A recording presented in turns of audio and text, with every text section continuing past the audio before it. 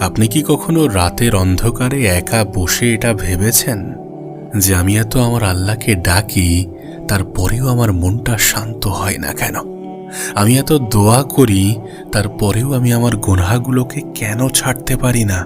তাহলে কি আল্লাহ আমাকে ভুলে গেছেন? শুনুন, আপনাকে একটা বিষয় ক্লিয়ার করে দেই। আপনার আল্লাহ আপনাকে ভুলে যাননি, আর আপনার আল্লাহ আপনাকে অনেক বেশি ভালোবাসেন। হ্যাঁ, হয়তোবা জীবনের কঠিন সিচুয়েশন আপনাকে এটা ভাবতে বাধ্য করছে যে আপনার আল্লাহ হয়তোবা আপনাকে ভুলে গিয়েছেন। আজ এই ভিডিওটা আপনার ধারণা সম্পূর্ণরূপে পাল্টে দেবে। হয়তো আজকের এই কথাগুলোই আপনার হৃদয়ের ঘুম ভাঙিয়ে দেবে। কারণ হেদায়েত জোর করে আসে না, হেদায়েত আসে যখন মানুষ হৃদয়ের সত্যকে গ্রহণ করার জন্য প্রস্তুত হয়। তাই আজ শুধু কান দিয়ে নয়, বরং এই ভিডিওটি মন দিয়ে শুনুন। কারণ সামান্য একটা কথাও আপনার সম্পূর্ণ জীবন বদলে দিতে পারে। আপনার কি মনে হয় হেদায়েত আসলে কি? অনেক মানুষ মনে করে যে হেদায়েত হচ্ছে শুধুমাত্র দাড়ি রাখা, নামাজ পড়া এবং ইসলামিক পোস্ট করা। কিন্তু না, হেদায়েত তার চেয়েও অনেক বড় কিছু। হেদায়েত হলো যখন একজন মানুষ গুনাহ করতে গিয়ে তার অন্তর কেঁপে ওঠে, তার ভিতরটা কেঁপে ওঠে, সে ভয় করে, তার ভিতরে অনুশোচনা কাজ করতে শুরু করে। হেদায়েত হলো হারাম সম্পর্কে থেকেও তোমার প্রতিনিয়ত অনুশোচনা, আফসোস হয় যে হয় আমার এই সম্পর্ককে ভেঙে দেওয়া উচিত, না হলে আমার কোনো দ্রুত হালাল পন্থা অবলম্বন করা উচিত। হেদায়েত হলো যখন একটা মানুষ একা রুমের মধ্যে কাঁদে আর বলে, হে আল্লাহ, আমি বদলাতে চাই। এই পৃথিবীতে এমন অনেক মানুষ আছে যাদেরকে বাইরে থেকে ভালো দেখাই, কিন্তু ভিতরে ভিতরে অন্ধকারে ডুবে আছে। আবার অনেক মানুষ এমনও আছে যারা বাইরে থেকে খুবই সাধারণ, অতি সাধারণ, কিন্তু তাদের হৃদয়টা আল্লাহর সাথে জড়ে আছে। আসলে সত্যি বলতে আল্লাহ মানুষের চেহারা দেখেন না। তিনি আমাদের মতো মানুষের চেহারা দেখে বিচার বিবেচনা করেন না। তিনি দেখেন আমাদের হৃদয়। তিনি দেখেন আমরা কোনো কিছু করার পরে আমাদের অনুভূতি কেমন হয়, নাকি কোনো কিছু করার পরে আমাদের মুখ দিয়ে কি বার হয়। আমরা অনেক সময় এমনটা করি কিন্তু, যে মুখ দিয়ে এক কথা বলি কিন্তু অন্তরে অন্য একটি কথা, অন্য একটি বিষয়, অন্য একটি জিনিস পুষে রাখি। এটাই তো প্রমাণ দেয় যে মানুষ খুব ভালো অভিনয় করে। কিন্তু আল্লাহ আমাদের অভিনয় দেখেন না, তিনি দেখেন আমরা ভিতরে ভিতরে কি অনুভব করি। আমাদের না বলা কথাগুলোও তিনি শুনতে পান। ওই জন্যেই তো তিনি আমাদের অভিনয়গুলোকে খুব ভালোভাবে ধরে ফেলেন। একজন মানুষ কেন হেদায়েত পায় না জানেন? আজ এই পৃথিবীর সবথেকে বড় সমস্যা কি জানেন? মানুষ গুনাহগুলোকে গুনাহ হিসাবে ভাবা বন্ধ করে দিয়েছেন। মানুষ তার গুনাহগুলোকে গুনাহ মনে করা বন্ধ করে দিয়েছেন। মিথ্যা কথা এখন স্মার্টনেস, হারাম সম্পর্ক এখন নর্মাল, বেপর্দা হওয়া এখন ফ্যাশন, গান বাজনা এখন এন্টারটেনমেন্ট। শয়তান খুব ধীরে ধীরে মানুষকে বদলায়। সে কখনোই কোনো মানুষকে একেবারে ধ্বংস করে না। সে একজন মানুষকে একদিনে ধ্বংস করে না, সে একজন মানুষকে ধীরে ধীরেই কিন্তু ধ্বংস করে। প্রথমে আল্লাহর থেকে দূরত্ব বাড়াই, মনের অনুশোচনা কমাই, নামাজ থেকে দূরত্ব বাড়াই, কোরআন থেকে দূরত্ব বাড়াই, গুনাহকে সহজ করে এবং সবশেষে তওবা করতে লজ্জা দেয়। আর এর ফলে একজন মানুষের হৃদয় কঠিন হয়ে যায়, এতটা কঠিন যে সে আর সত্যকে শুনলেও কাঁদে না। একটা হৃদয় কখন মারা যায় জানেন? একটা হৃদয় কিন্তু একদিনে মারা যায় না, ধীরে ধীরে মরে।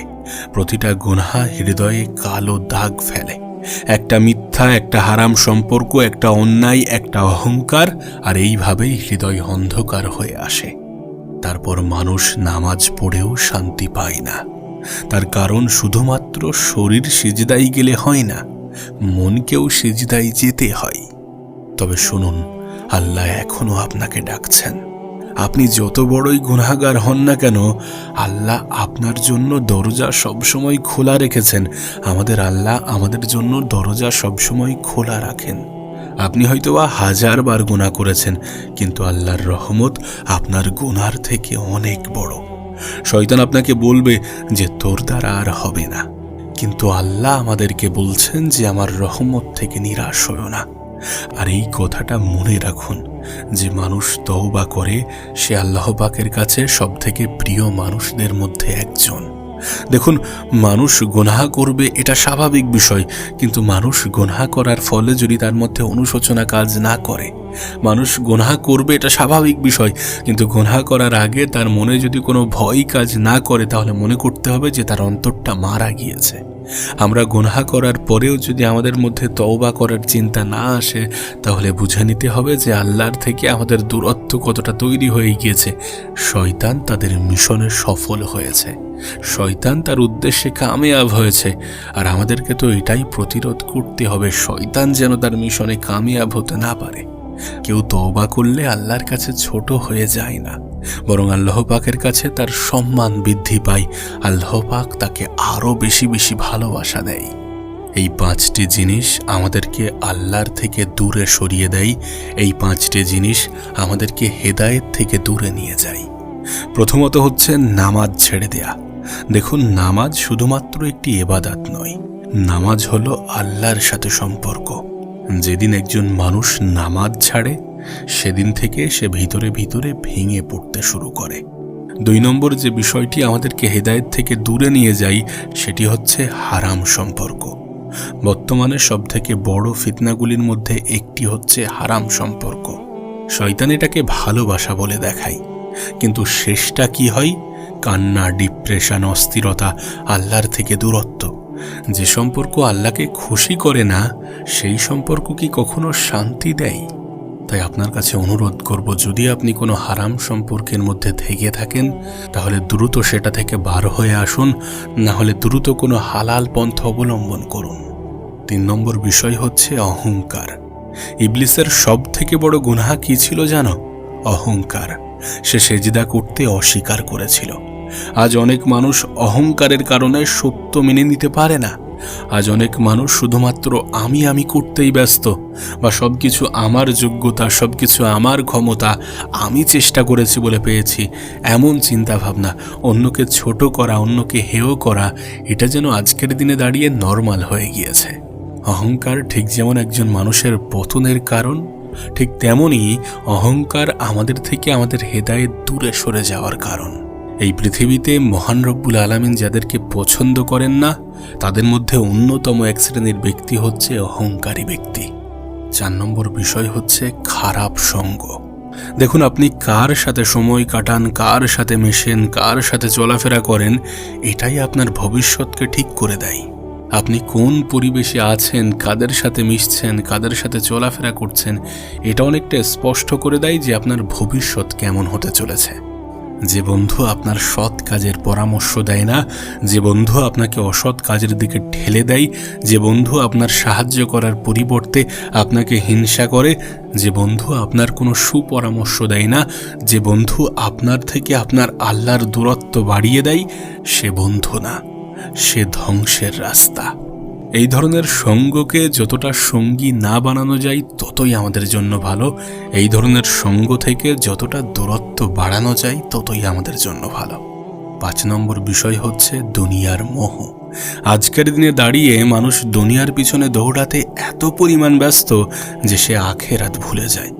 কিন্তু একটা কথা মনে রাখুন, একদিন এই দুনিয়া ছাড়তেই হবে। আপনার টাকা যাবে না, আপনার ফলোয়ার্স যাবে না, আপনার খ্যাতি যাবে না, শুধু আমল যাবে। আপনার কি মনে হয় আপনি কোনো কিছুকে সঙ্গে করে নিয়ে যেতে পারবেন? এই যে দুনিয়ার এত জিনিসের প্রতি আপনার এত ভালোবাসা, এত আবেগ, এত মায়া, এত প্রেম, এগুলো কি আপনার সঙ্গে যাবে? এগুলি আপনাকে সাময়িক আনন্দ দেয়, ঠিক আছে, কিন্তু এগুলো কিন্তু আপনার জন্য মোহ, আর এটাকে কাটিয়ে উঠতে হবে। বস্তুর প্রতি ভালোবাসা কমাতে হবে। দুনিয়ার মোহ আমরা যত দ্রুত, যত সহজে কাটিয়ে উঠতে পারবো, ততই আমাদের জন্য ভালো। তার কারণ এটা আমাদেরকে আমাদের হেদায়েত থেকে দূরে নিয়ে যায়। এখন প্রশ্ন হচ্ছে যে তাহলে হেদায়েত পাওয়ার রাস্তাটা কি? আমরা কোন পথ অবলম্বন করে হেদায়েতের রাস্তা পেতে পারি? প্রথমত হচ্ছে তওবা। সত্যিকারের তওবা মানুষকে বদলে দেয়। রাতের অন্ধকারে দুহাত তুলে বলুন, হে আল্লাহ, আমি ক্লান্ত, আমি হারিয়ে গেছি, আমাকে ফিরিয়ে নিন। বিশ্বাস করুন, এই কান্না আপনার রব, আপনার আল্লাহ পছন্দ করেন। আপনি যখন সেজদায় লুটিয়ে পড়েন, আপনি যখন আপনার রবের জন্য কান্না করেন, আপনি যখন আপনার অন্যায়গুলোর জন্য অনুশোচনা করেন, আপনি যখন রবের কাছে ফিরে আসার আক্ষেপ জাহির করেন, তখন এগুলো দেখে আপনার রব খুশি হন। তাই তওবা আমাদের হেদায়েত পাওয়ার, আমাদের হেদায়েত ফিরে পাওয়ার একটা অন্যতম মাধ্যম। আল্লাহর কাছে যান, আল্লাহর কাছে চান, আল্লাহর কাছে খুলে বলুন, কারণ তিনিই তো সকল সমস্যার সমাধান দিতে পারেন। সমস্যার কথা তার কাছেই বলা উচিত, যিনি সমস্যার সমাধান করার ক্ষমতা রাখেন। আর আল্লাহর থেকে ভালো সমস্যার সমাধান কে করার ক্ষমতা রাখেন? তাই আল্লাহর কাছে বলুন যে আমি আপনার শরণাপন্ন হয়েছি, আমি আপনার কাছে ফিরে আসতে চাই। আপনি যদি আমাকে ক্ষমা না করেন, তাহলে আমি সারা জীবন নিজেকে অপরাধী মনে করব, আপনার কাছে অনুরোধ করব আপনি ক্ষমা করে দিন। দ্বিতীয় হেদায়েত পাওয়ার মাধ্যম হচ্ছে কোরআনের সাথে সম্পর্ক। কোরআন শুধুমাত্র পড়ার জন্য নয়, বরং এটা হৃদয়কে বোঝানোর জন্য। প্রতিদিন অল্প হলেও কোরআনের সংস্পর্শে আসুন, অর্থ বুঝুন, মন দিয়ে শুনুন, দেখবেন ভিতরে ভিতরে পরিবর্তন শুরু হয়েছে। তৃতীয় বিষয় হচ্ছে নামাজ ঠিক করা। যদি আপনি সত্যি নিজেকে বদলাতে চান, তাহলে আগে নামাজ ঠিক করুন। কারণ নামাজ আমাদেরকে আল্লাহর সাথে সুসম্পর্ক বজায় রাখতে অনেক বেশি সাহায্য করে। এবং শুধুমাত্র তাই নয়, নামাজ আমাদেরকে খারাপ কাজ এবং অশ্লীলতা থেকে দূরে রাখেন। চতুর্থ বিষয় হচ্ছে একাকী আল্লাহকে ডাকুন। একাকিত্বে আল্লাহকে ডাকুন। রাতের তাহাজ্জুদ এমন একটা সময় যখন আল্লাহ বান্দার খুব কাছে থাকেন। যখন সবাই ঘুমিয়ে পড়েছে, তখন আপনি উঠে দাঁড়ান, কান্না করুন, আল্লাহকে স্মরণ করুন, আল্লাহকে নিজের মনের কথাগুলো খুলে বলুন, দেখবেন আপনার মনটা নরম হতে শুরু করেছে। 5 নম্বর বিষয় হচ্ছে মনে রাখুন যে মৃত্যু খুবই কাছে। একটা প্রশ্ন করুন তো নিজেকে, যদি আজ এখনই আপনার মৃত্যু আসে, আপনি কি তার জন্য প্রস্তুত? নিজে নিজের জায়গায় সৎ থেকে এই প্রশ্নটা নিজেকে একবার করুন তো। যে মানুষটা গতকাল পর্যন্ত হাসছিল, আজ সে কবরের নিচে। জীবন খুবই সংক্ষিপ্ত, খুবই ছোট। শয়তান সবসময় আমাদেরকে বলে না যে পরে তওবা করবি, পরে ক্ষমা চেয়ে নিবি, পরে করবি, সবকিছু কাল হবে, কাল করব, পরশু করব, পরে করব, শেষ বয়সে গিয়ে করব। এমনটা শয়তান কিন্তু আমাদেরকে বলে, আমাদেরকে বোঝায়। কিন্তু মৃত্যু কখনো বলে আসে না। মৃত্যু কখনো বলে না যে আমি পরে আসব। তাই এটা আমাদের মাথায় রাখা প্রয়োজন যে মৃত্যু কিন্তু খুবই নিকটে। 6 নম্বর বিষয় হচ্ছে মনে করুন তাদের কথা যারা বদলে গিয়েছিল। ইতিহাসে এমন মানুষ অনেক ছিল যারা একসময় গুনাহে ডুবেছিল, কিন্তু একদিন একটা আয়াত, একটা কথা, একটা কান্না তাদের পুরো জীবন বদলে দিয়েছিল। কারণ আল্লাহ যখন কাউকে চান, তখন মুহূর্তে তার হৃদয় পাল্টে যায়। হয়তোবা আজ আপনার সেই দিন। শুনুন, মানুষ আপনাকে ছেড়ে যেতে পারে, বন্ধুরা দূরে চলে যেতে পারে, ভালোবাসার মানুষ ছেড়ে যেতে পারে, কিন্তু আল্লাহ, আপনি 1000 বার ভেঙে পড়লেও, আপনি 1000 অপরাধ করলেও, আপনি 1000 গুনাহ করলেও, তিনি এখনো অপেক্ষা করছেন যে আপনি কখন ফিরে আসবেন, কবে ফিরে আসবেন। আমরা আমাদের জীবনে এত গুনাহ করি, এত অপরাধ করি, যদি সেই পরিমাণ অপরাধের 1% কোনো মানুষের সাথে করে থাকতাম, তাহলে সেই মানুষ জীবনে কখনো আমাদের মুখটা দেখতো না। কিন্তু আমাদের আল্লাহ, আমাদের রব এত গুনাহ করার পরেও আমাদের জন্য অপেক্ষা করেন এবং তিনি খুশি হন যখন আমরা তওবা করি, যখন আমরা ফিরে আসার ইচ্ছা, আকাঙ্ক্ষা, আক্ষেপ জাহির করি। তার কারণ তিনি আমাদেরকে ভালোবাসেন। কতটা ভালোবাসেন, কিভাবে ভালোবাসেন, কি পরিমাণ ভালোবাসেন, তিনি আমাদেরকে অনেক অনেক অনেক বেশি নিঃস্বার্থভাবে ভালোবাসেন।